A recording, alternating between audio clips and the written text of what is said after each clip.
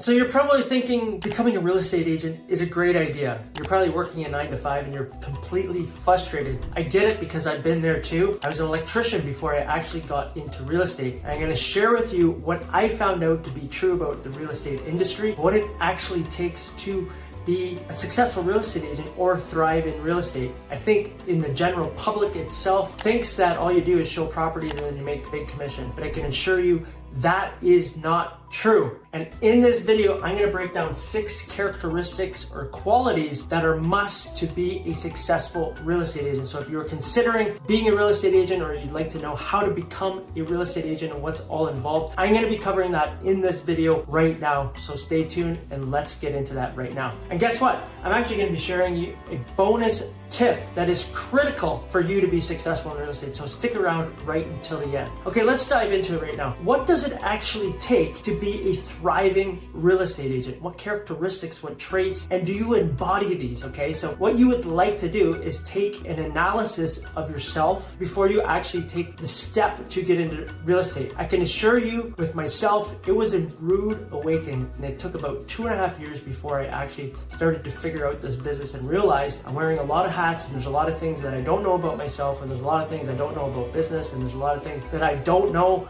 that I didn't even know. And this is why I'm creating this video, is so you can actually take a step back, analyze, does this actually suit my personality? Is this in alignment with me? And I believe that this video will benefit you once I go through kind of the main quality traits as a successful real estate agent. Okay, so number 1, what does it actually take to be a successful real estate agent? I have an I there, okay? So this is the foundation of being a real estate agent, and I believe fully that this is the foundation for any quality relationship. And if you do this one thing, number 1 here, this will set you apart in anything that you do in life. There's so many times where this just kind of slips through the cracks. What is that?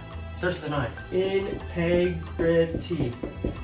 Having integrity, doing the things that you say you're going to do and be committed to it, following through in your word, showing up when you say you're going to show up, answering the questions that you say you were going to answer, getting back to people. This is a rare quality, believe it or not. This happens all the time. I can share a personal example with you. Recently, I was looking to put in an epoxy floor in my garage. First off, I called the company, they didn't pick up. I called again. Finally, they picked up and said, yeah, text us our address. We can be there from 12 to 2. Well, guess what? I made sure that I was home on Saturday from 12 to 2. And guess what? They did not show up. I called, I texted, nothing back from them, no apology, nothing. Do you think I would ever go with that company or recommended that company again? Absolutely not. This happens more than you would think. And you might think, okay, this is like basic. Why wouldn't you do this? Trust me, start to look around in your life for the people that actually say they're gonna follow through on what they're gonna follow through with. It's a rare quality. The words that you speak have power. Be good to your word. Show up for people when you say you're gonna show up, okay?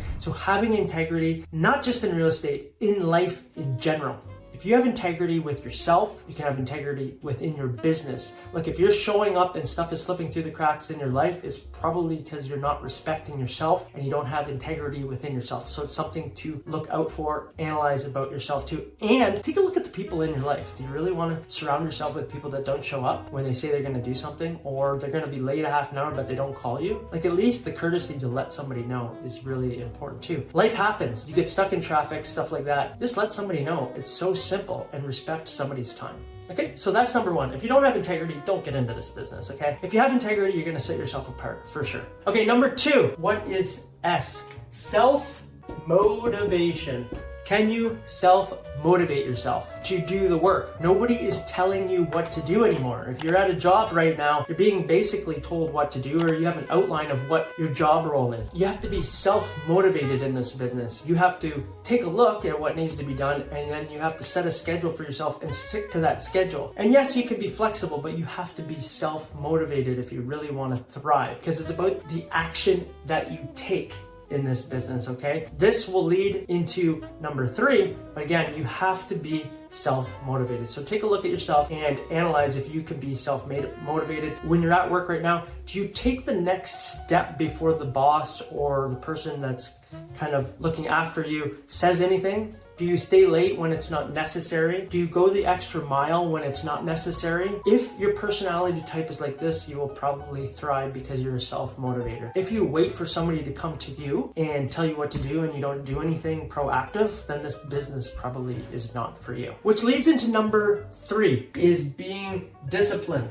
Being disciplined, because now that you're self-motivated, you know what you got to do, you have integrity, you have to be disciplined in the actions that you take. Consistently do something. That is a key trait, being persistent, consistent, disciplined. It's kind of, I have it as it's pretty much all the same, and continually do it, even when there might not even be a result. You have to have faith in the universe, God, whatever you like to call it, wherever you believe in, that it's going to come true even when you can't see it. That's a universal law. I think it's the universal law of gestation, something around those lines. Anyways, we know with a baby in 9 months it's going to be born, but when you're in a business, when you're putting yourself out there, we don't know that timeline. So you have to have blind faith that it's going to come true, and you have to have discipline in taking the action forward when you cannot see the result. So that's a personality trait as well that's really important in this business, is being disciplined, because nobody's here telling you what to do. All the results you get are based on your actions and your discipline, your self-motivation. Which leads us into number 4,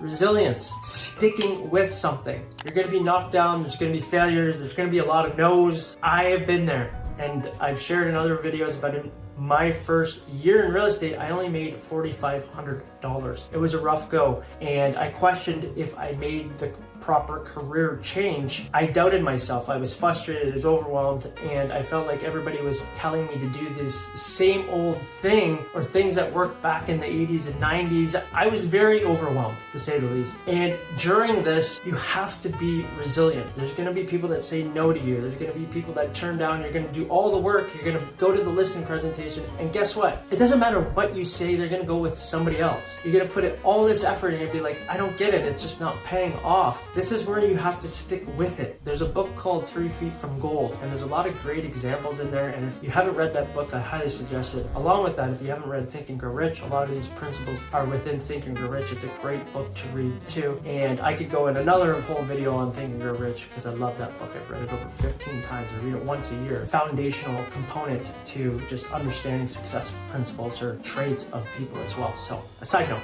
having resilience and sticking with something is really important, because when you start to doubt yourself, that'll creep in. That's human nature. It's going to come into your mind. That's just what it is. Stick with it. You have resilience, you'll get up and you'll keep on going. Next, I would say adaptability.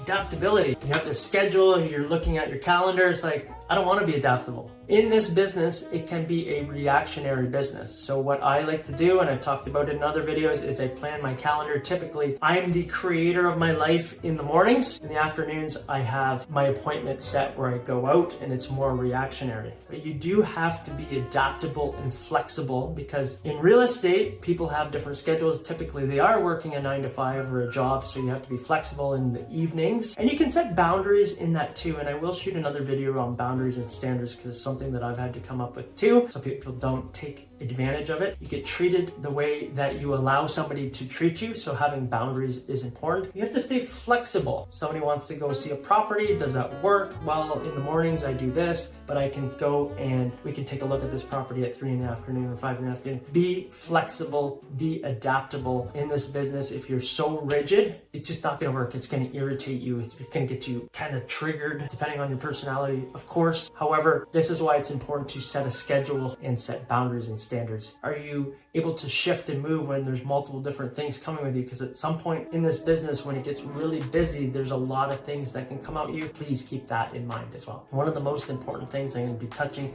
in number 6, do you have empathy? Do you have empathy for yourself? Do you have empathy for other people? Look, if you don't have empathy for somebody else, you probably don't have empathy for yourself. That's a hard lesson that I've had to learn personally, is be self-compassionate towards yourself and attempt to understand where somebody else is coming from. Yes, we have this filter through which we see our life and we see the world. However, somebody has their own filter. So can we empathize with them? Can we empathize where they're coming from? Can we understand where they're coming from? I really do believe empathy, all these traits are very important, but empathy is really important. Having empathy for a fellow human being and where they are, where they're coming from, when emotions get stirred up, because they will in real estate, especially when you're dealing with so much money, I've seen people flip and turn. They're your best friend one day, and then all of a sudden they're not getting what they want and the emotions run hot. We're all human beings. We do get triggered by things. We've all had different experiences. Do you have empathy for other human beings? Think about that as well. If you don't have empathy, then I don't know. It's going to be very challenging. I think empathy in your life in general will serve you your entire career. So take a look at that. Take a look at yourself and create a little bit more of an awareness around that. Okay, those are the 6 characteristics, I would say traits to focus on if you're thinking about getting into this real estate, how to become a real estate agent or realtor. These ones are important here. A bonus I'm going to cover here too, because what's going to happen if you're working a 9-to-5 or a job? What I find when you start to get into entrepreneurship, when you start to go work for yourself, there's going to be a huge slap in your face, especially if you're not used to it. It's going to be growth, personal development. Take a step back and look at yourself, because you're going to be challenged with so many things that are outside of your comfort zone. It's going to be very confronting, these beliefs that you have within you. You're going to be like, I don't want to do that. I don't feel like doing that. Well, why is that showing up? Take a step back. I had to hire a life coach I worked with for 2.5 years to express myself what was showing up, and then have her challenge my thoughts and my thinking to ultimately shifting my beliefs and breaking my beliefs so I could see something different in my life. And it can be very uncomfortable doing this, okay? Because it can be very confronting yourself. You're looking at yourself in the mirror and asking, why do I show up this way? And where else is this showing up in my life? Is it showing up in another relationship? Is it showing up